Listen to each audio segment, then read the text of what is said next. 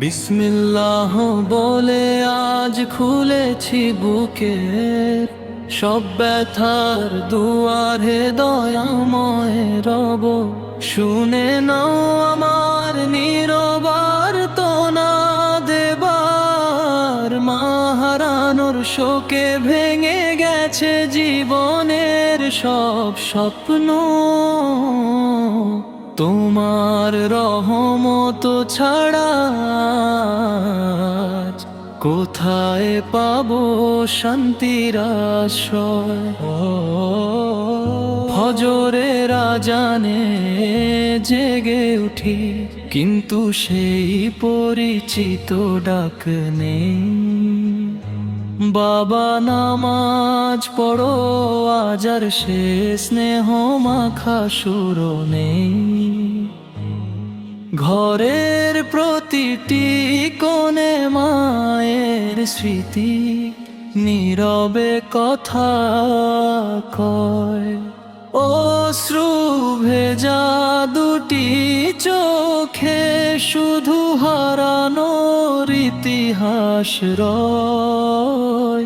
হে আল্লাহ, যদি আমার চোখের প্রতিটি অশ্রু কবুল হয়, তবে সেই অশ্রুর বিনিময়ে আমার মায়ের কবর আলোকিত করো। তার সব ভুল ত্রুটি ক্ষমা করে রহমতের চাদরে ঢেকে দাও। জান্নাতুল ফিরদাউসে চির শান্তির সর্বোচ্চ মর্যাদা দান করো। রাতের শেষ প্রহরে সিজদায় পড়ে কাঁদি অবিরাম।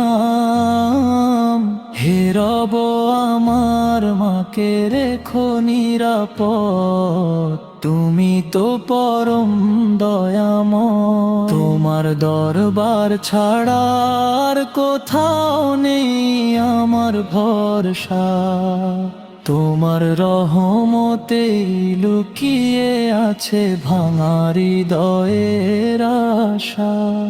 মা, তোমার হাতের স্পর্শ ছিল আমার জীবনের সাহস।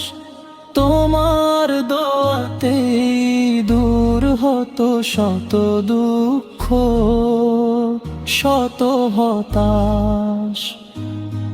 আজ তুমি নেই, তবু তোমার শেখানো পুরাণের পথ আমার অন্ধকার জীবনে জ্বালিয়ে রাখে ঈমানের প্রদীপ। হে রব, হাসরের সেই কঠিন দিনে আমার মাকে একা রেখো না।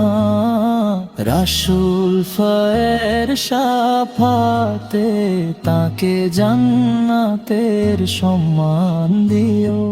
আর যদি তোমার অশেষ রহমতে আমিও জান্নাতে প্রবেশ করি, তবে প্রথমেই যেন আমার মায়ের মুখখানি দেখতে পাই।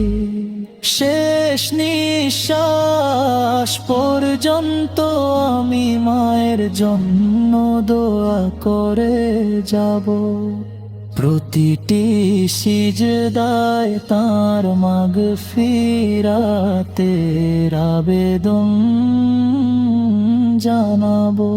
কারণ মা চলে গেলেও তার ঋণ কখনো শোধ হয় না। সন্তানের দোয়াই হোক তার জন্য বিরাম ভালোবাসার উপহার।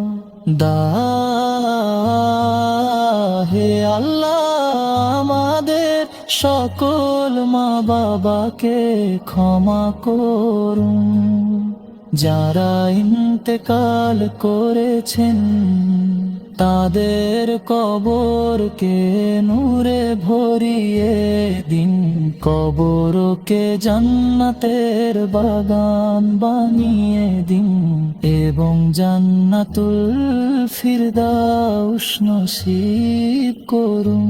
আর আমাদেরকে তাদের জন্য সব সময় দোয়া করার তৌফিক দিন।